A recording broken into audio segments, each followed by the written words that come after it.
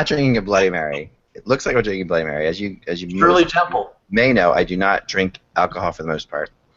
But no, this is a we got this new juicer. This is a strawberry slushy. Oh, it's good. Awesome. Really Nice. Yeah. Yes. So Maybe it's a Shirley Temple or something. A nice Shirley Temple. Yeah. No. The only thing I drink is Bailey's. Like I'll drink a Bailey's on occasion. And my favorite thing with Bailey's, and it's not really, it's a light alcoholic drink. It's a shot. It's a shot, and it was very popular in Prince Edward Island when I lived there for a year. It's called Horny Monkey. Okay. And it's very good. It's Bailey's Irish cream, creme de mint, creme de banana, and too much creme. Koala. But it's very Kahlua. good. It's Kahlua. Whatever, Kahlua, Kahlua. I like it. It sounds good. Essence of koala. No. I mean, I'm partial, especially this time of year as we get close to St. Patrick's Day, to the good old-fashioned Irish car bomb. I agree. Which is a combination of Bailey's, Jameson, and Guinness. All right. Well, you see, I have never had a beer in my life. Oh my God! I mean, Never. even I have, and I've never tasted a beer in my life.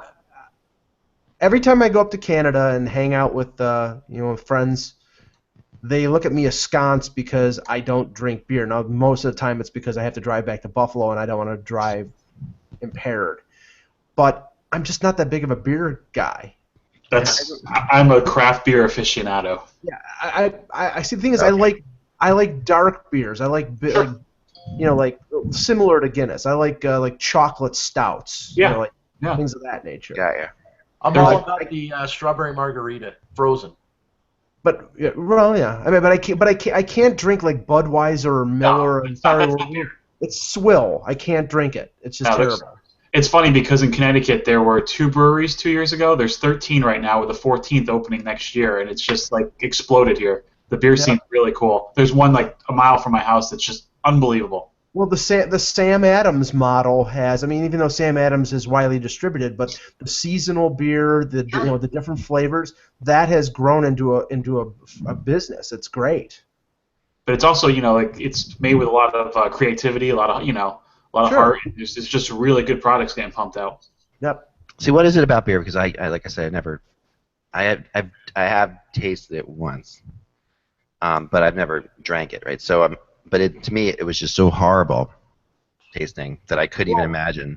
It depends on what beer you were drinking. I mean, right. It was a good beer. Like it was a sweet beer. My wife knows I like sweet drinks, so she said, "You'll like this beer because it's." Yeah. See, I don't consider sweet beers like lambics. I don't consider them great beers. I mean, their beers aren't supposed to be sweet. I don't like. Those are almost wine. I like them, but they're almost like they taste more like wine. Yeah, I mean, that's why I like these darker beers like Guinness. They have a froth to them. It's sort of the froth filters out the impurities or the bitter taste.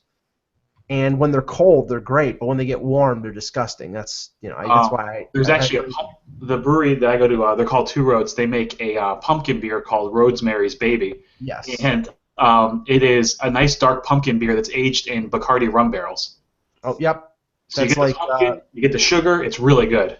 That's like Innocent Gun, which is in rye and rum barrels, and it's got a kick to it. So anyway, let's talk hockey. Wow. Okay. Kevin, what kind of beer do you drink? Whatever is put in front of me. Good answer. The one thing I want to bring up before we start the show, Ack, how excited are you about Zoolander 2? I never saw Zoolander 1. Come on. Serious? Come on. Well, if it's as bad as the sequel to Anchorman. Or Dumb and Dumber. I didn't see the second Dumb and Dumber, but you just can't go. You can't go back to those. I agree. Oh man, yeah, I agree. Well, speaking of Dumb and Dumber, before we start, Leafs fans now. By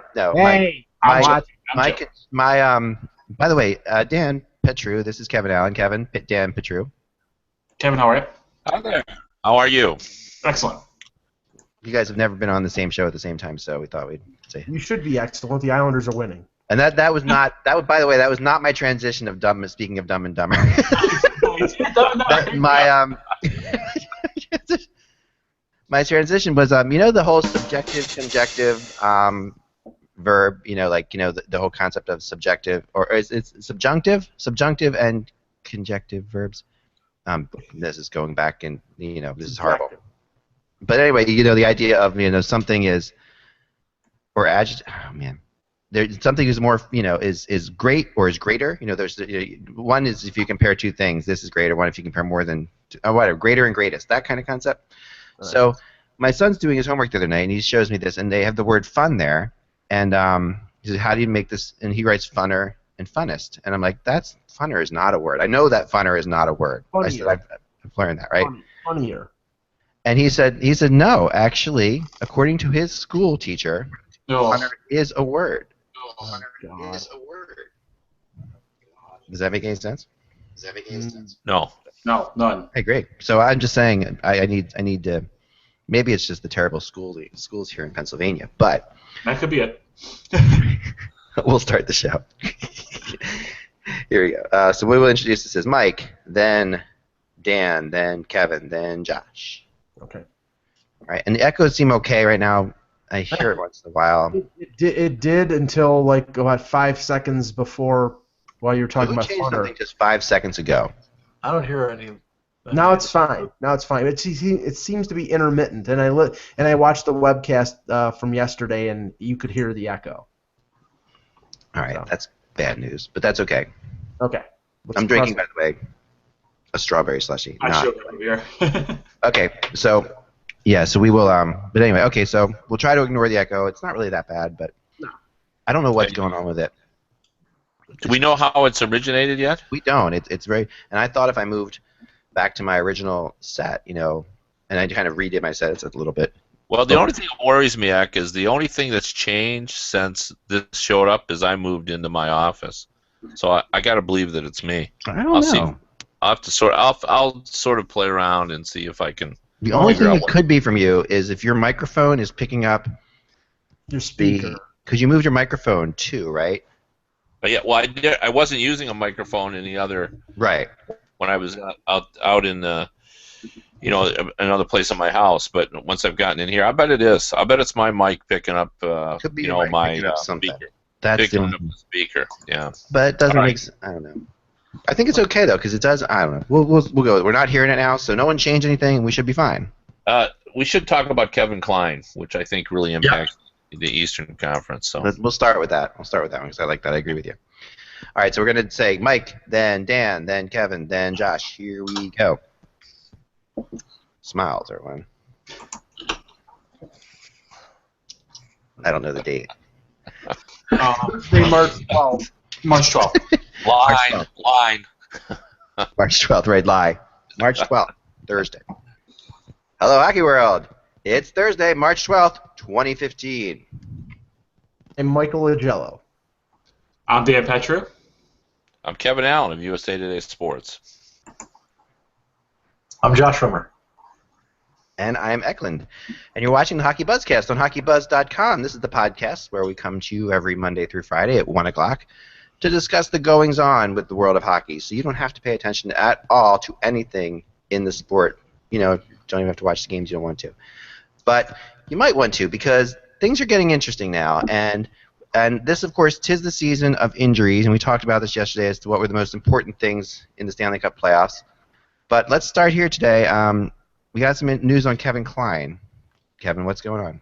Well, I mean, he's been sent back to be examined by doctors. He took, I think it was Ovechkin's shot to the forearm, and didn't look good. And the fact he's being sent back means they suspect that there's a break. And, this Rangers team has been so impressive down the stretch. I think 12-1-2 in their last 15 games. Everybody was predicting gloom and doom when Lundqvist went down, and Talbot has played well. And for as bullish as I've been on the Islanders, the Rangers have been a better team than the Islanders, down the stretch here. So now to lose Klein, if it is for an extended period, and you would assume so if there's a break, this is fairly significant because kind of what makes the Rangers the Rangers is that defense, in my opinion. And Klein has really turned himself into a pretty valuable contributor for that team. And again, we don't know how long he'll be out, but if I'm projecting what the Rangers need to accomplish to be a successful playoff team, it's to play the kind of stingy defense in front of Lundqvist when he gets back, and Klein is an important part of all that. So I think this is a huge injury, and he doesn't have the name recognition of a Mark Giordano, for example, but I think the fans in the New York area understand the importance of Klein to the defensive effort. So we're going to have to watch this one closely, and I'm sure they're hoping that it's not as bad as they think, but for him to go back, it sure sounds like it is. Yeah, and for Klein to, Klein has been really good. I'm talking to, Russ, who's with them, who follows the team so closely. He's told us lots of good things about Klein, and also the fact, Klein's just another one of the many defensemen that came up through the Predators, through David Poyle's organization, and besides his great work in such movies like A Fish Called Wanda, he's been, he has been kind of unknown. I agree with you, and And yet, here's another guy, and I think part of his success, too, has been the fact that he came up in the Predators organization and was given time to develop. Like, he actually wasn't rushed into the NHL, was really allowed to move into the league quick. And I do think it affects the Rangers. There's no question. I mean, the concern, Eck, is sort of the domino effect that it's going to have, because that means, when they got Yandel, Klein was playing close to 20 minutes a game. Then with Yandel coming in, they could take a little less of the burden off of Klein, off of Dan Boyle, and Klein, I think, was probably going to factor in the playoffs on the third pairing, on the bottom pairing. With him out, if he's out for a significant period of time, the number 6 defenseman on the Rangers is Matt Hunwick, and that probably means that Boyle will get more ice time. That the guys like Yandel and Stahl and the other. Girardi and McDonough will have to take even more of a burden. And past Hunwick, the number 7 defenseman is somebody like Mike Koska, who's a journeyman NHLer. So I mean, if it's a long-term injury, it could really have an effect on the Rangers' depth on the blue line. Yeah, maybe Chris Summers too is a possibility. He came over the trade, but I certainly agree with what Mike does. It really changes that team. I mean, the reason why I thought Yandel's acquisition was one of the best at the deadline was the fact that it really just fully completed the Rangers' defense. Like it's hard to measure up to that defense with the talent they had. Well, you take Klein out of it, and then suddenly you're adding in a Hunwick who has been a healthy scratch for 6, 7, 8 games, hasn't played in a while, or Summers, who. Has been a waiver player this season at one point. It's just a different, setup. And that 6 defenseman, if those 2 play, will probably be 11, 12, 13-minute guy. But, that's the 13 minutes when you make hay against the Rangers. So. No, it's for sure. I mean, and there could be a silver lining to this in a way. That Klein's has logged a lot of minutes this year, and the Rangers aren't in dire straits of missing the playoffs. Perhaps if it's just a small injury, a couple weeks off is not going to be the worst thing in the world for these guys. I really think, I mean, your thoughts, Dan, on this? Obviously, the Islanders, Rangers, you're very tight with this situation as well. Sure. Just to talk about Klein before the injury, I think you got a player who was maybe a little underrated in Nashville and went into the perfect role with the Rangers, and he's just really been a steadying force back there, and also had some expanded responsibility too. Maybe he didn't get the not hiding behind, but being behind Weber and Suter for years. Didn't have quite the responsibility. Now a little more responsibility with the Rangers, and he's really, really played well. This could be a big loss for them. Obviously, he really anchored that blue line, and now there's a little bit of, they're a little thin back there, and now you have to give more minutes to Dan Boyle, who's been okay, but, would you rather have Klein or Boyle out there in a tough spot? And now you have teams that might be able to take advantage of that third pairing. So, Islanders are battling it as well. Nick Leddy's going to be out for 2 weeks. And it's a battle right now up top, and the Rangers certainly look like they're the best team, arguably, in hockey right now. The way they're playing with Cam Talbot. I mean, we talked about Talbot the other day, and I said, I thought he looked like an NHL goalie when he was in Hartford. I thought he was, an NHL backup. I thought he could play some, I thought he could be a starting goalie, but I don't think anyone expected this. This has been, it's hard to put into words the way he's playing right now. So I guess the question I have for you guys is, we all know what happens when Lundqvist comes back. Obviously, Lundqvist is the starting goalie. Over the years, there's been a small minority I hear of some Ranger fans that are extremely hard on Lundqvist. Every goal is microanalyzed by a small portion of the fan base. Does Lundqvist have even more pressure on him now coming back with the way Talbot's playing and the division being so tight? Well, I think it'll definitely it'll definitely take the people who are anti. And you're right. There is a small group of very rabid anti-Lundqvist people, and I never understood it necessarily, but. Small group, but they're loud. Right. They're loud, and they always are. Anti people are always loud, and I think that at the end of the day, they, this is feeding right into their conspiracy theories, right? This is exactly that. Oh, the Rangers aren't about Lundqvist, and this is this and that. That when they, the Rangers have, if they're going to go anywhere, everybody still thinks that it's going to be Lundqvist. It's going to take him there, correct? So that's at the bottom of the line. Not that it hurts to have a backup goalie like Cam Talbot, but I think. Oh, here we go. Keeping my streak alive. But that being said, I just think that I do agree with you. I think that now Lundqvist seems to thrive under pressure, though. I don't think I think that's why New York actually suits him, in a lot of ways.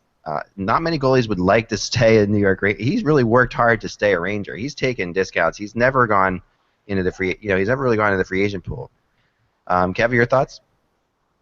Well, in every market, every NFL market and every NHL market, there's a segment of the fan base, and it's, I'm going to say it's 1 in 10 that when things don't go well, they start calling for the backup quarterback or the backup goalie. Yep.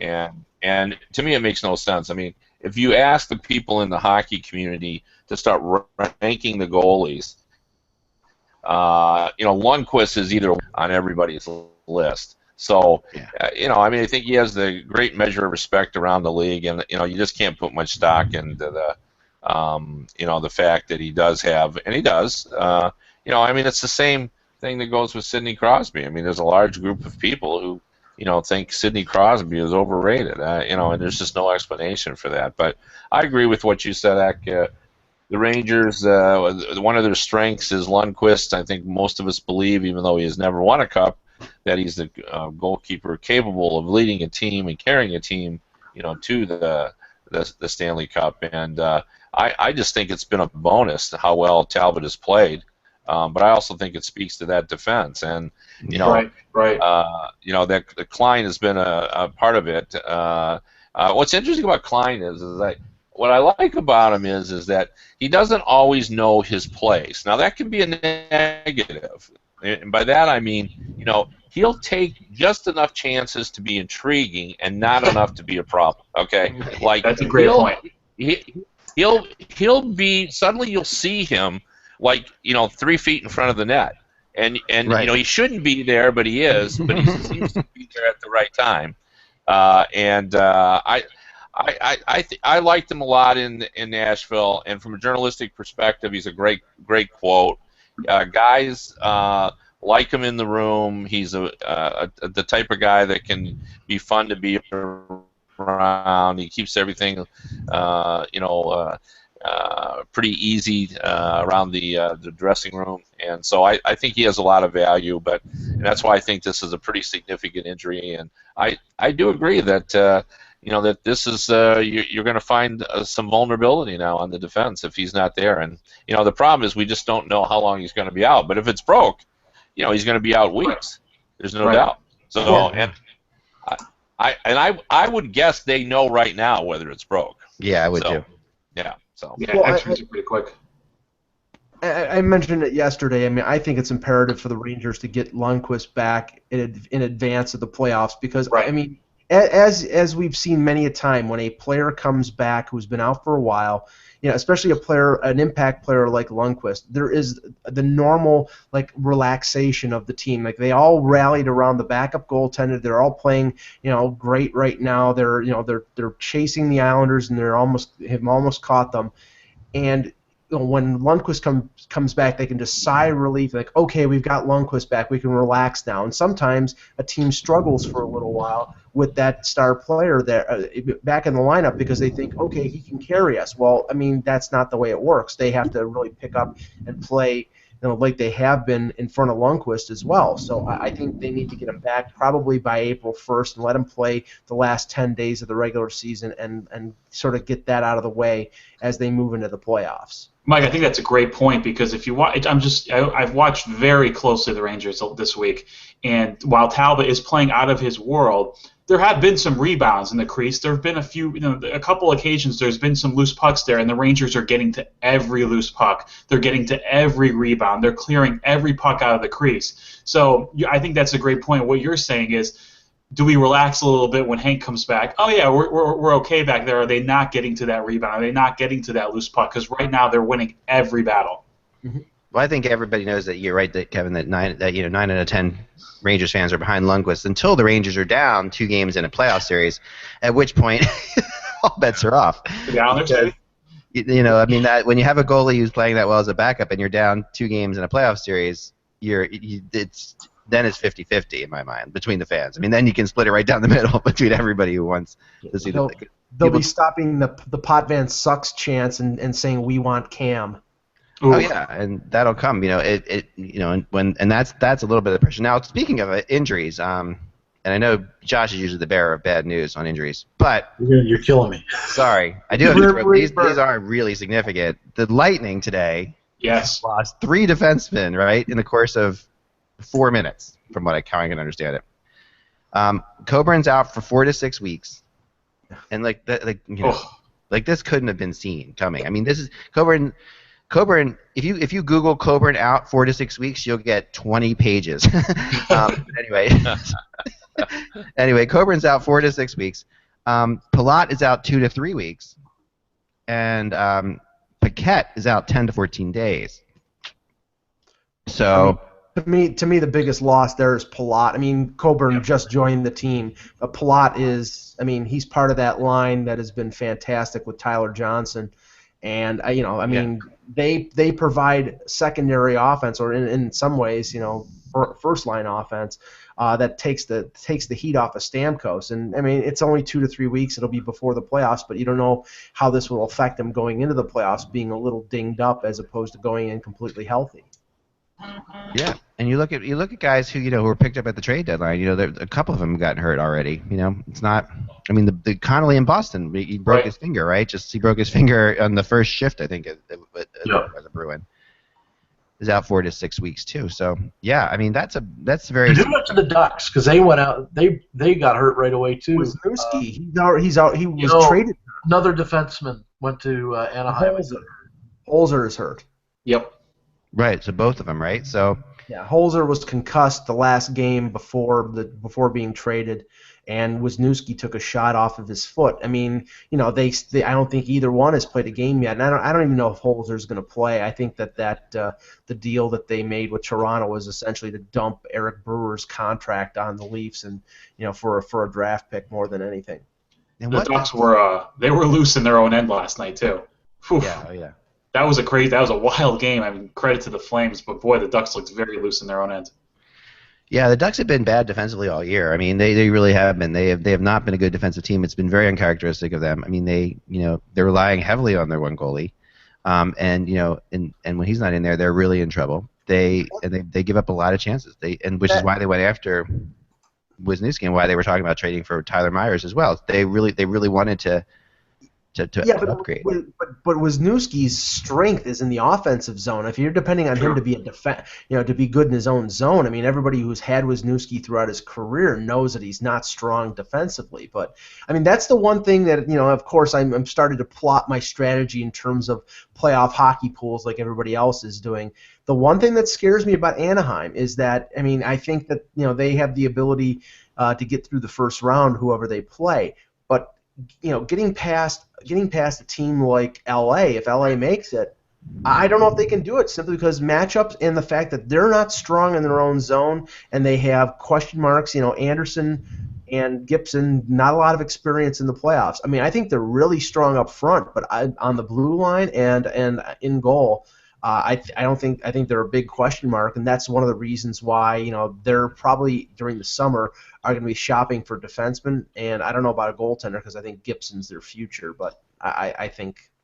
Yeah, I mean, everyone seems to think Gibson's their future, right? But that at this point, there's still so much up in the air. Now, I do want to mention also that Johnny Gaudreau, South Jersey zone, and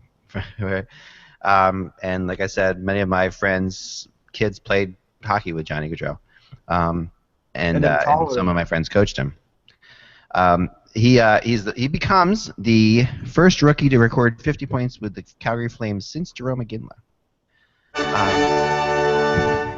Congratulations, Johnny Hockey. Who I had total respect for until he tried to patent Johnny Hockey, because I don't think people should try to patent their names.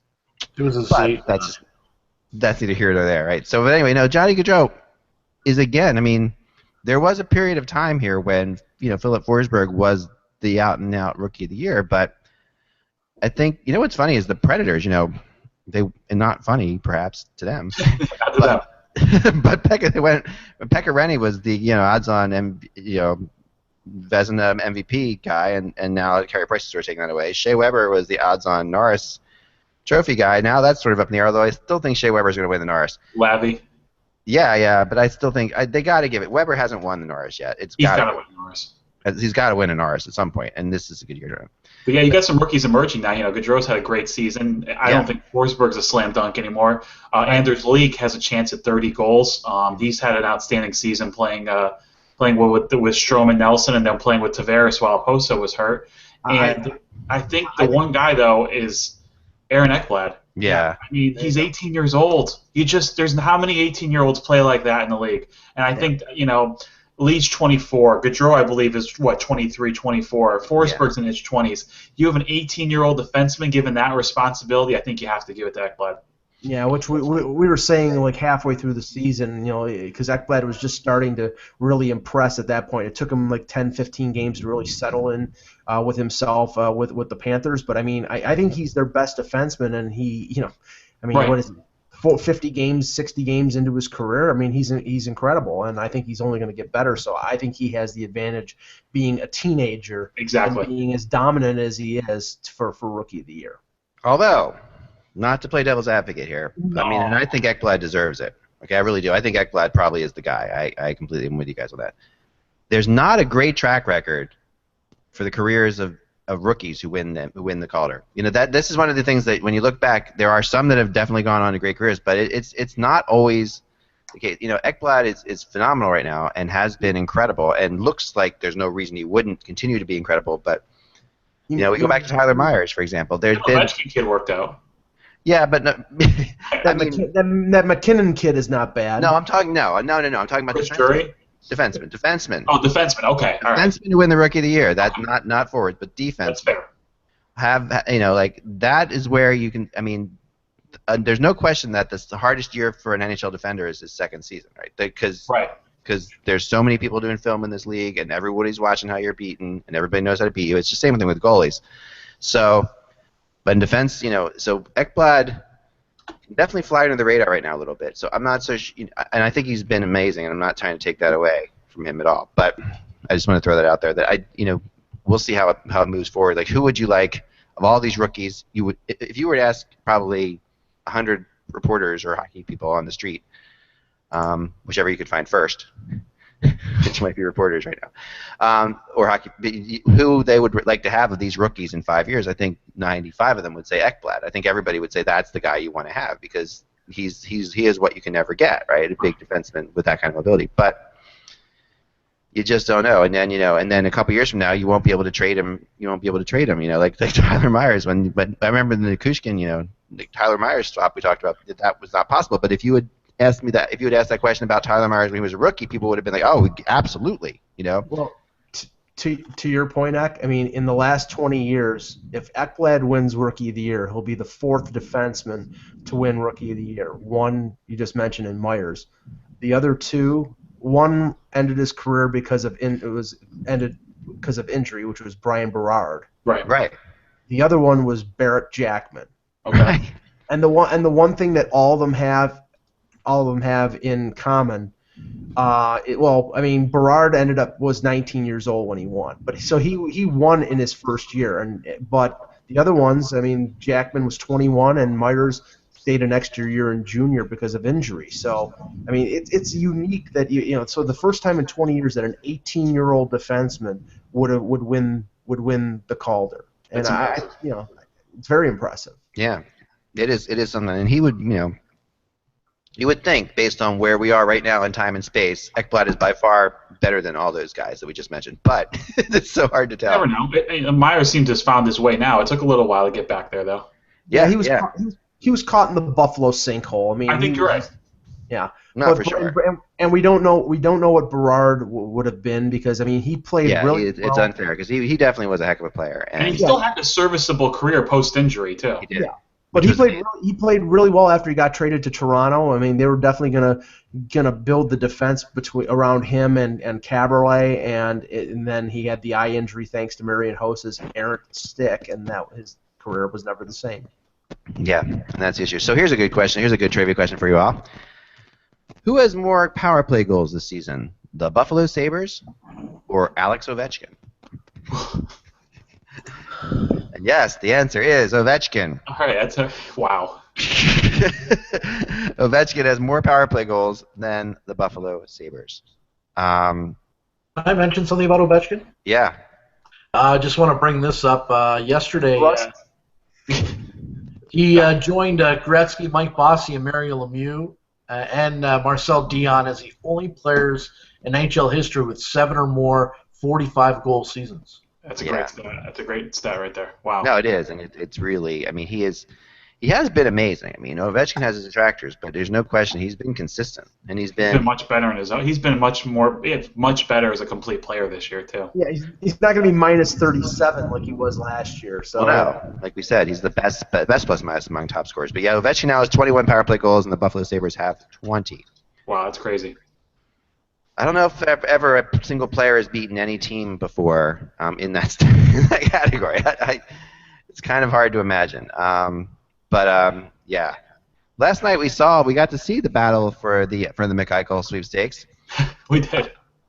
Firsthand. The biggest tank battle since World War II. Yeah. Klein and Rommel. And it's funny because this is such a rivalry, right? These are two teams that really do play really emotional, fun games against each other, and to see both of them trying to lose, it's not really expected. Mike, you obviously can speak on this one very well. What were your thoughts on this whole thing? Well, the funny thing was the game was dreadful until like the last 5 minutes of the third period, and then into the overtime and the shootout because the Sabres took a lead in the first period. Toronto scored 2 goals in 21 seconds, and then Buffalo quickly tied it and took the lead in the second period. And from the middle of the second period till the third, it was just Buffalo holding on by their fingernails to a precarious lead.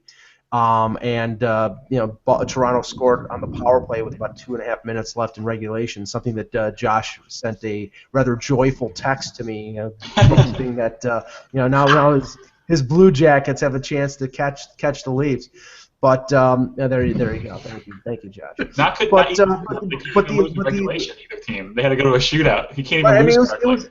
That's the thing. Both of these teams even failed to get out of this with just a loss. As terrible as these have been, both actually failed in their quest. But it was the worst case scenario for both teams because just like Columbus and Carolina the day before, the worst thing that could have happened for those teams was a 3-point game. And that's what happened in that game was they went to overtime and then to the shootout. So, let's just say this: Buffalo is the Super Bowl champs of tank. I think that the Leafs maybe they're a wild card winner. I mean that because they started this around Christmas, but I think Josh mentioned it yesterday that the teams had the same record since the middle of December. which is like 7-26-3. So I mean, and also where they are in the rebuild, Buffalo is starting to come out of the rebuild. They're going to getting McDavid or Eichel is going to be the cherry on top of the sundae. They have Reinhart and all these young prospects. The Leafs have a couple, but they're just starting to tear down. I refer to it as the Sabres are emerging from the darkness and the Leafs are entering it. So that's that's where we're going. And while Josh may have said that yesterday, he wasn't on this show because he wasn't on the show yesterday. But no, yes, I texted it. he did text it. That's right. But Ted Black also, I mean, he comes out last night and gives the Sabres fans more good news and saying that the third jersey is now retired. The current Sabres third jersey will never be worn again. That thing was, I mean, I've said that jersey was disgusting from the first moment I saw that. That puke yellow, it was just disgusting. I don't know. It had no place in Sabres history. I mean, at least one of their previous third jerseys was a throwback to the Buffalo Bisons of the AHL, which I thought was clever. But this thing, this multicolor abomination that they had, was pretty much just an excuse to sell third jerseys. And apparently, it didn't sell many because I haven't seen many people around Buffalo wearing it. And I think the organization was smart to say, "See you later." And maybe they'll do something smart for the 50th anniversary of the Sabres in a few years. But God, just this is a pet peeve of mine. You see, and you see. The Ottawa Senators, and I don't know if they're still using this jersey, but they have a third jersey that has the word Sens. Yes. You have the Tampa Bay Lightning, who has a third jersey that says Bolts. I mean, those aren't the name. Those are not the names of the franchises. So why the hell are you putting it on your jersey? Yeah, no, I'm with you. The Sabres third jersey always reminded me of what the San Diego Chargers would wear if they were a hockey team. That's kind of what it felt like. The Islanders' black jersey was horrific the last couple of years, but this one crushes it. I mean, it's not even the same color. There's different colors on the front and the back. Right, there's different colors. I know. I like the Islanders' New York Giants jersey. I like that one. I think that I like that. I actually like the old Islanders orange jerseys. I like the orange jersey. Do I have it here? I think that's upstairs. The new third jersey they have, I like quite a bit, but that black one was the abomination. Well, to me, the worst Islander jersey is what I refer to as the fisherman's friend. Stan Fischler. Yeah, which they brought back for their practice jerseys. Right. Yes, if you look at that, it really looks like Stan Fischler dressed up as the Gordon Fisherman. The old man of the sea. And the funny thing is, those jerseys are so awful that they're amazing. And at some point, something becomes so bad, it's great. I have one. I love it. I cherish it. Oh. That's so funny. All right, well, what do you have in news today, Josh, for us? Well, first, I actually wanted to bring something up today, and it was something that was said last night by Darren Dreger about the overtime playoff format and how GMs are looking to discuss changes coming up here. And Dreger last night on NBC Comcast Sports or NBC Sportsnet, whatever it's called now. Versus Outdoor Life Network, what have you. I know I forgot another one in there. There's USA Today. What's that? Nothing. Just go. Okay.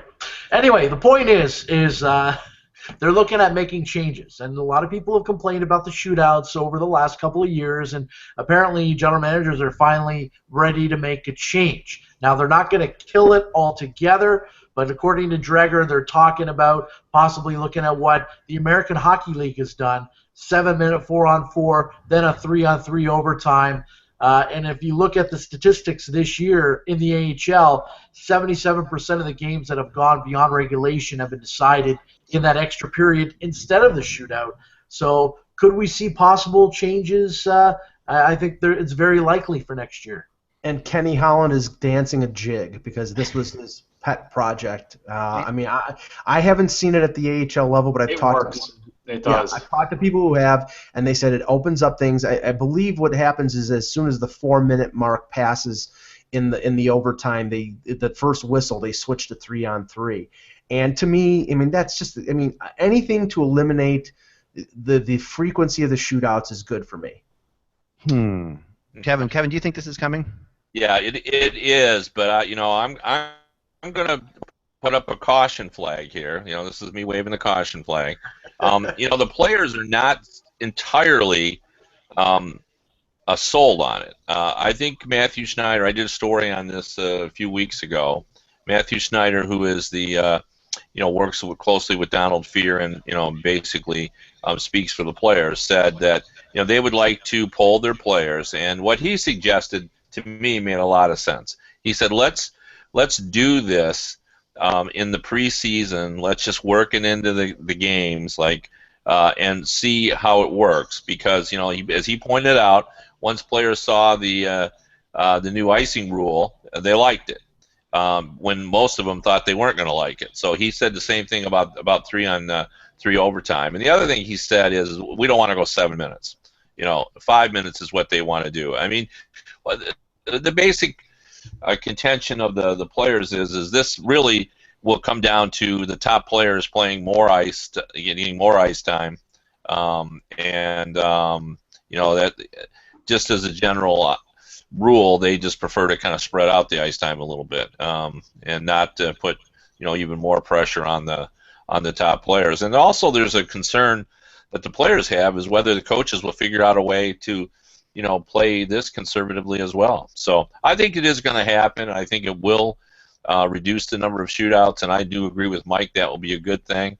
I think the league is committed to keeping the shootout, and I believe if there's fewer of them, I think they'll be more exciting. I think if it's a more rare occurrence, we'll enjoy it. No, I think those are all great points, yeah. And I think one thing I've always thought about, and I know people don't like another column in the statistics, or I think there needs to be a more emphasis on a regulation win and almost go to I know they do what they do in the Olympics, or what they do with soccer, 3 points for a regulation win. I know that might not be popular. You have to do a little more math. But I think you should be rewarded for winning your game in 60 minutes. Well, yeah, I'm 100. If you're not going to change, you're not going to change the overtime at all, and you're still going to have this many shootouts. If you can cut down on the shootouts a lot, then maybe you don't need to go to 3 points. But if you're not going to, you have to do something to make a regulation win more valuable. Well, as I've said before, you either need 3 points for regulation win, or you need no points for any kind of loss. I agree. Absolutely. One or the other. It's got to be the way it's done now is a half-assed way of doing things, and we should be full-assed in this situation and just completely go for it. And no, I think that the other thing I wonder though is if we're going to go 5 minutes, Kevin, why don't we just go straight to 3-on-3? Thank you. Yeah. That's one of the things that Matthew Schneider brought up. Like Keith said, that's one of the things you could experiment with as well. And one of the issues with the way it's done in the AHL is you don't get the 3-on-3 right away because it's the first whistle. Right. But what is happening in the AHL is even the threat of 3-on-3 coming has forced them to play more aggressively 4-on-4, and most of the results are coming 4-on-4. Because they know they're going to go to 3-on-3, so they tend to push it a little bit. Where I think the way it works in the NHL, there are certain teams that prefer to go to the shootout, right, and they play defensively. And I think everybody's trying to sort through that. Now Matthew Schneider, I thought he made a valid point too when he and I talked about it. He said, "Look, I know you can play conservatively 3-on-3." He said, I've been part of that. He played in the NHL 2 decades, and he said if you're in a 3-on-3 situation, you can play conservatively if you want to. So it'll be interesting to see how it plays out.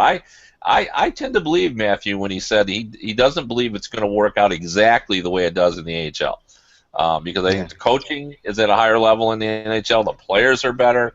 They can perform differently. But I think we all believe that we're going to get more results if there is some 3-on-3 worked in, and I think we all agree it's a good thing if we do that. So I think there will be some sort of change, and whether or not we try it in the preseason first, but I think by next season we're going to see at some point somebody's going to be playing 3-on-3 in overtime. I don't know how many minutes. I think so too. And I think what we need to do is take a cue from roller derby.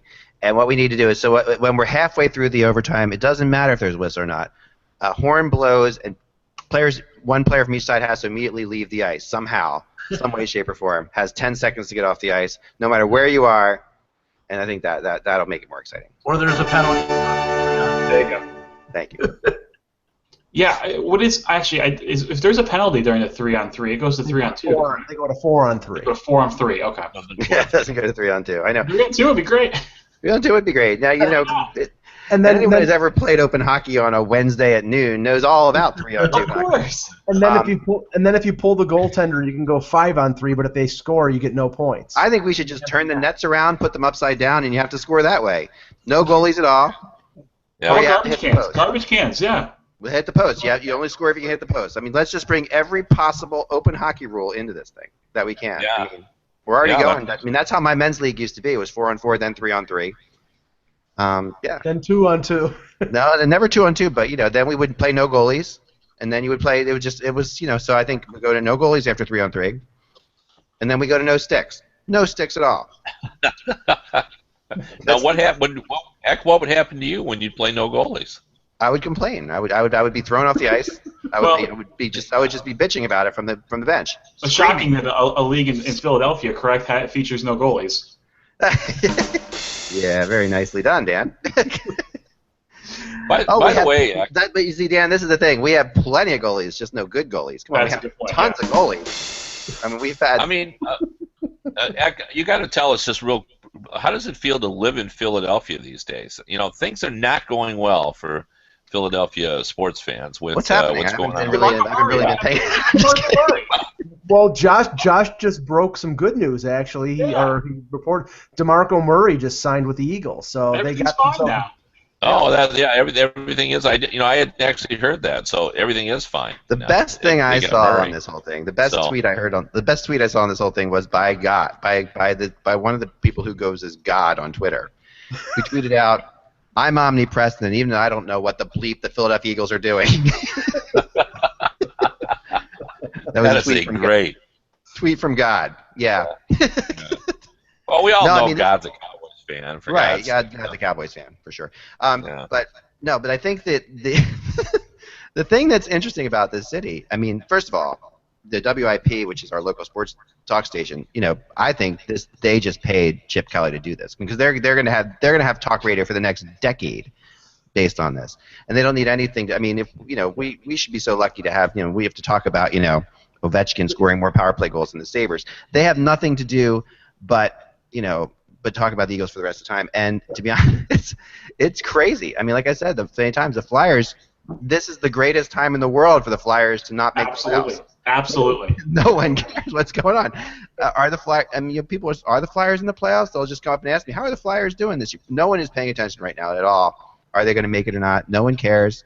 And the Flyers, I think actually, I've been in the in the offices before, and I think we've probably all had this situation at some point where you're in the offices of a team, and they do pay attention to the news that's happening with the other sports teams because they are all fighting for sports, for the sports pages and for when Vic signed here, I remember the Flyers were trying to sign somebody big at the same time. They were all mad because the Eagles signed Vic, and that of course would take over all the news. But yeah, you're right. I mean, it's so crazy that what Chip Kelly is doing will either make him the biggest god in this city of all time, or he will literally have to be put into the witness relocation program, and because this is completely. I mean, it's funny. Low Rich Kotite. I was just gonna say Rich Kotite. Well, when you started that sentence, I thought you were going to say, or he'll have to be put down. That's what I thought you were going to say. Yeah, I mean, it's almost like that. I mean, it is unbelievable. Crazy or crazy like a fox. Yeah, right, and it's gutsy. It's just it's nuts. It's absolutely nuts, and I think that, I mean, it's fun to watch from a. I'm not a really big football fan. I mean, I like watching. I'll watch the Eagles, but I really don't. But I know lots of my friends and other parents I know on our soccer team. They're just devastated, absolutely devastated by these guys leaving. It's as if someone came and just told them that they were going to go to prison for a month. That's the look on their faces. It's like, okay, they just absolutely they look terrible.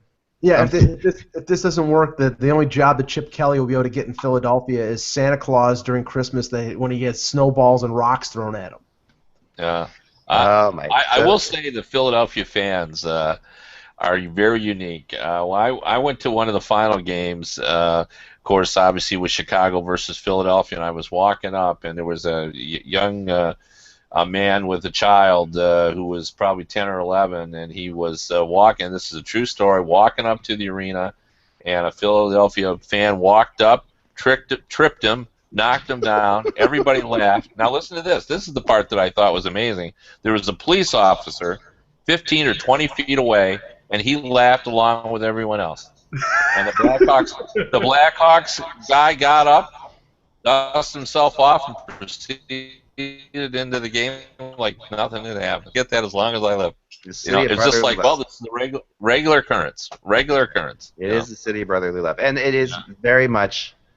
I mean, there are really wonderful people in the city. It's a shame that things like that happen because there is definitely a group of people you just don't go when you get on the wrong side of. This is probably the hardest city to have become an anonymous hockey blogger in, but it's a fun city, and yeah, I mean, they're passionate, and this is incredible. What's going on is absolutely incredible. Josh, what else do you have? On the injury front, guys, defenseman Kevin Shattenkirk of the St. Louis Blues has been out of the lineup since February the 1st, recovering from abdominal surgery. Says he's now week to week. The 26-year-old met with the media for the first time yesterday, discussed his recovery, said, I guess about a week ago now the scar tissue released, and that kind of spooked me a bit. They said if that happens, just take some time, take a day off, let it rest, and it's going to feel better, and it has. The groin is something that I need to work on and strengthen, and then once that gets back, hopefully I could jump into some real team practices and then get my conditioning back and ready for games. That's a huge blow for the Blues not to have him on the blue line. No, but they haven't skipped much of a beat without him. So I mean, if they get him back before the playoffs, I mean they're going to be really rolling.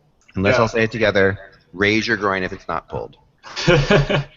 But speaking of the Blues real quick, how about that? We talked about it earlier in the week, but that Laterra, Tarasenko, and Schwartz line, my goodness. Oh, yeah. My goodness. Jaden Schwartz, I said earlier in the week, I still think he is maybe the most underrated player in the NHL, Jaden Schwartz. For my money right now, that would be he's the guy who gets that. He is that good, and he is absolutely a difference maker and just crazy talented to watch play.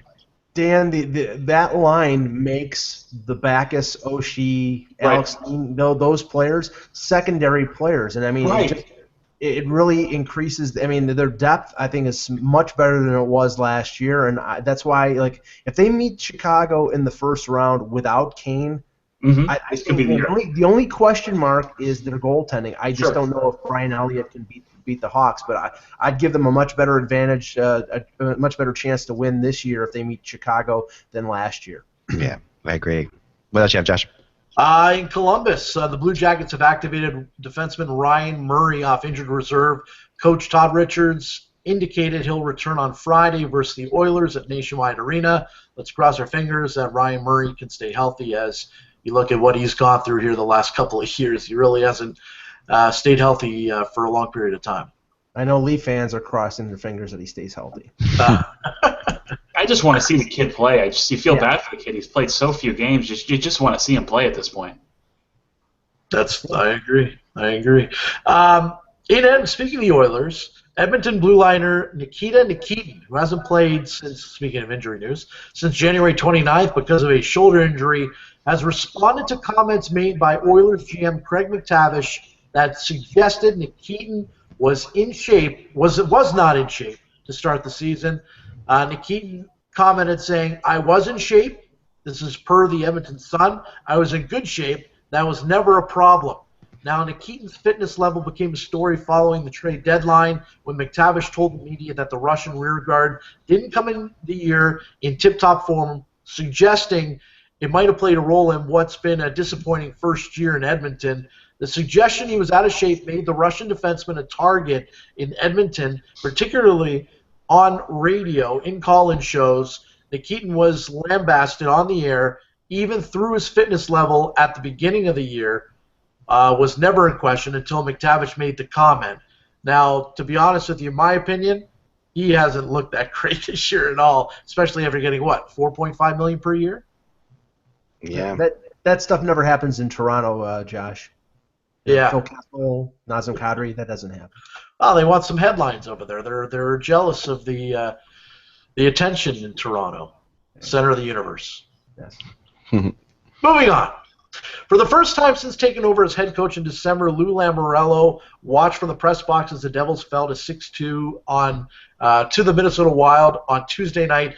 Now, According to the Bergen record, the 72-year-old is uncertain whether he'll return behind the New Jersey bench tonight when the Devils visit the Colorado Avalanche. Lamoriello saying, I think there's been enough decision or discussion on that as far as what I can and cannot do there. There's things that you can find out from both areas because there's a different viewpoint. It's not that you don't have that. It's just a decision of what's going to be the best going forward.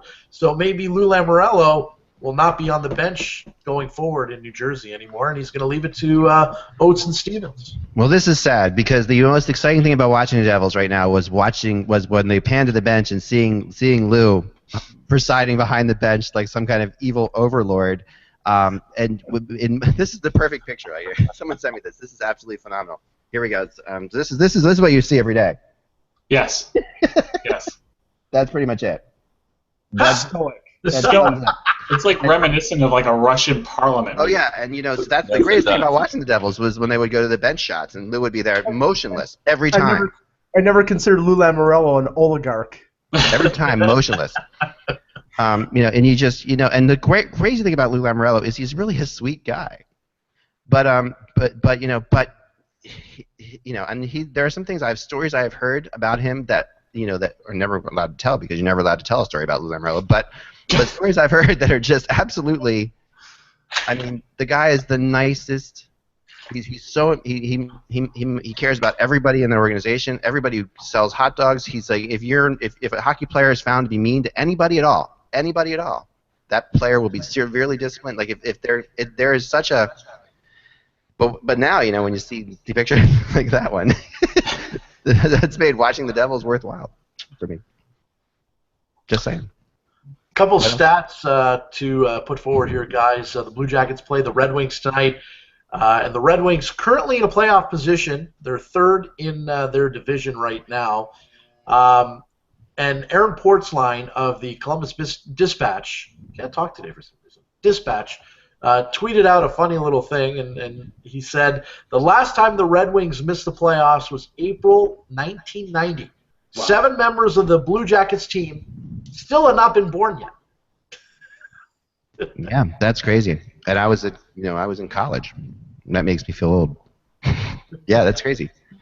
Anything else, Josh? You good? I was 12. Anyway, moving on. One last thing. With a win tonight, Ken Hitchcock will become the 4th coach in NHL history with 700 career wins. Name the other 3.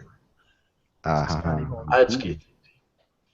That's a good one. 700 career wins. Oh no, I was ready to use my Hitches Be Crazy joke. Sorry. Scotty Bowman is one of them. Yeah, that's correct.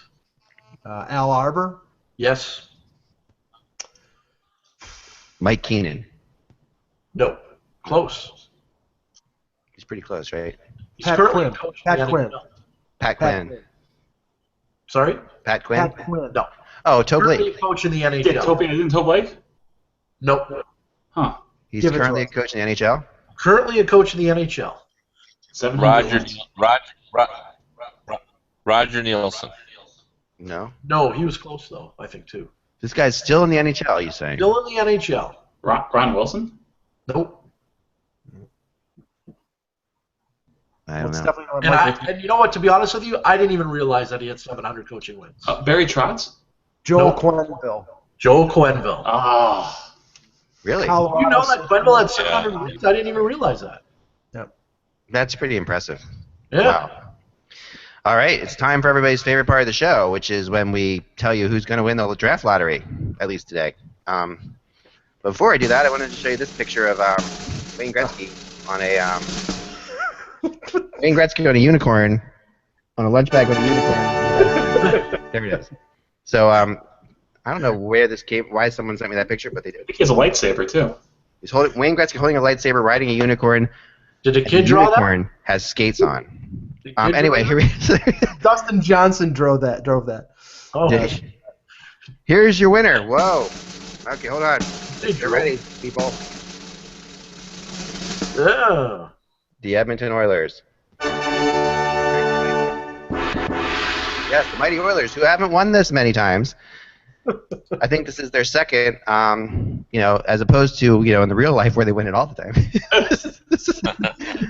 Well, they straight back. I think panic in the streets of Buffalo because with their 1 point last night, Edmonton is only 3 points ahead of the Sabres for number 30. So the Eichel sweepstakes is getting close. That's pretty safe. It's going to take the Sabres. There's only 3 weeks left in the season. It's going to take the Sabres more than 3 weeks to get 3 points. Come on, that's just there's no way they're catching up. The Sabres have a very easy schedule. Did you see LaShawn Jackson's tweet about the Sabres, by the way? Yeah, that was funny. LaShawn McCoy? It was LaShawn McCoy. Yeah, I am. Yeah, that's pretty crazy. He's like just watching them. He's like, I have to watch this hockey team now. Anyway, all right, guys. Without the buzz, it is just hockey. Thank you, Dan, for joining us. Thanks, Kevin, as always. We will be back again tomorrow on Friday, which is, of course, tie day. Josh has something to say. Yeah, just a little report just came out by Pierre LeBrun. Told there's been some real headway in talks between the Johnny Boychuk camp and the Islanders on an extension. Not done, but they're getting close. Remember we were talking about duct tape the other day? Yes. Go ahead. Go ahead, Dan. Dan, speak to us. Okay, I can neither deny nor confirm that someone I know has been showing him houses in the Long Island area. Okay, there you go. All right. And as you all know, I was told the money's going to be there, and the Letty contract was proof that there was going to be no lowball offers. There was going to be a serious offer, and it's up to him and his family what they want to do. So the money's going to be in the house that he's looking for? I don't know, but the money's going to be in front of him, what he's looking for. Perfect. Because if so, we need to know where that house is and go right. Anyway, all right, guys. Thanks. Remember, if you're holding duct tape, it means you didn't hear something off the record. We'll talk to you soon. Without the buzz, hockey. Talk to you then.